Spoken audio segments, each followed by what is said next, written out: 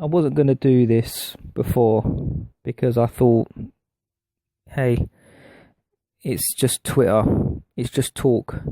Tyson Fury is not ready to get in the ring and fight Anthony Joshua at this moment in time, so it's not worth doing a post or a video on it. So I was just going to leave it. But then I was watching an interview on IFL TV with Johnny Nelson, and for some reason it triggered off something in me that made me want to do a little video about the whole Tyson Fury and Anthony Joshua Twitter beef. Now, Anthony Joshua was quite correct when he said Tyson Fury always talks come fight time. And I think he's got a point.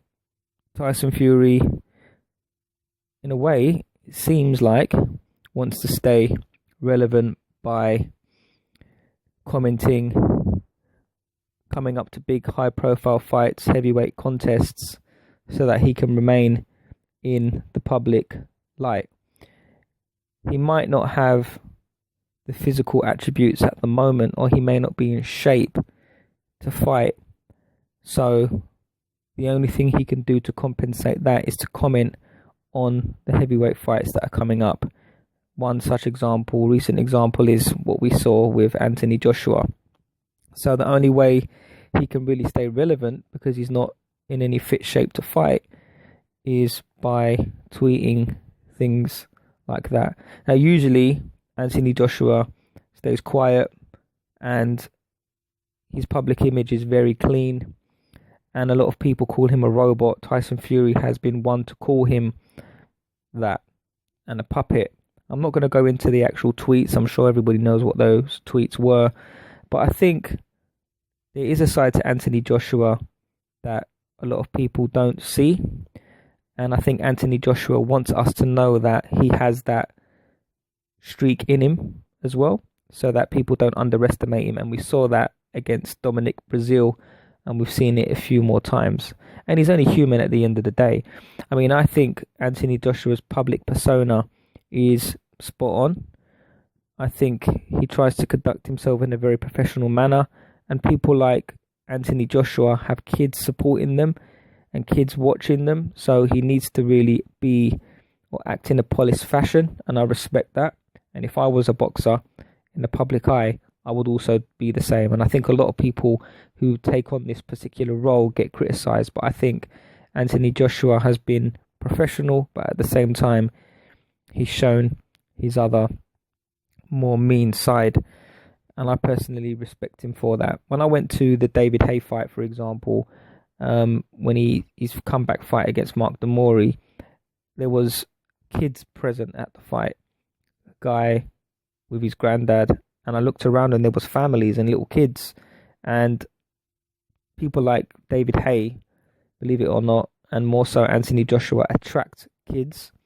I think they're more kid friendly, so I think they need to act a bit more polished and conduct themselves in a more responsible manner. And I respect that. I like it. I think it's also good for the sport.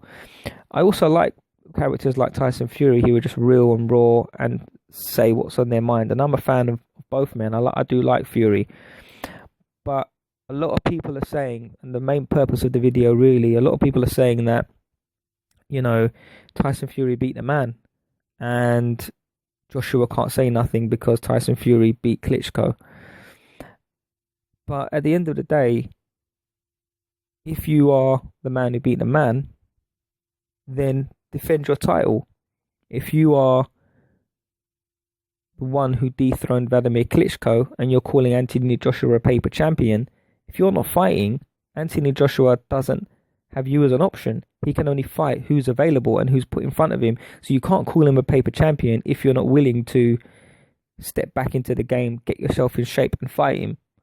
So I think it's a bit kind of hypocritical in a way to be calling him a paper champion, which is true, but at the same time not defending your belts and not defending your achievements and your title and your crown. Now, some are going to say, well, hold on a minute, he's suffering from depression, blah, blah, blah. Completely understand that. That's absolutely fine. He may be suffering from depression. He may not have the get up and go or the desire to train. Maybe he feels like he's achieved everything and he doesn't want to come back. But the fact is, if you are not in any shape or fit to fight, then you can't say anything about anybody, regardless of what the reason is, because you're just not in the game anymore. So you can't be criticizing guys if you're not fighting, if you're not in the game.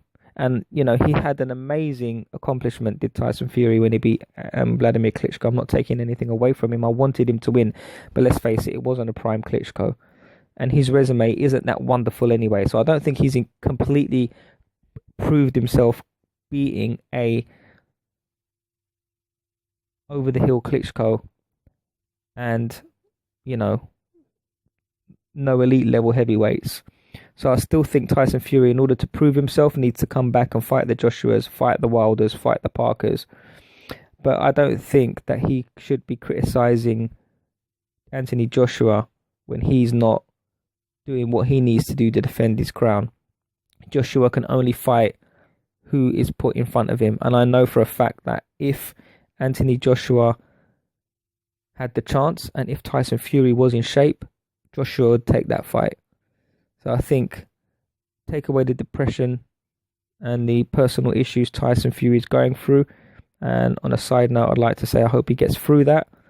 But take all that away, he needs to really stop talking and work on getting back into the ring to defend those titles as a real champion should.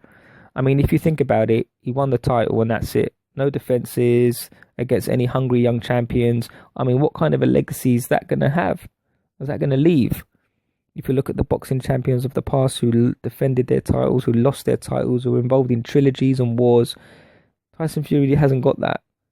So great achievement in beating Vladimir Klitschko, but there's a lot more he needs to do.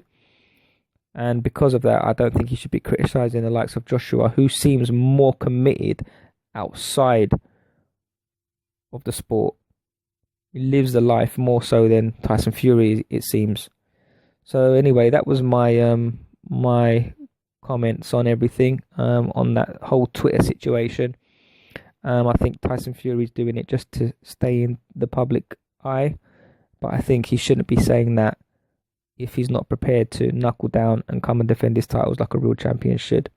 But I am a fan of both. I'm a massive Fury fan and I'm a big Joshua fan. Anyway, let me know what your thoughts were on that little Twitter war. And yeah, thanks for listening.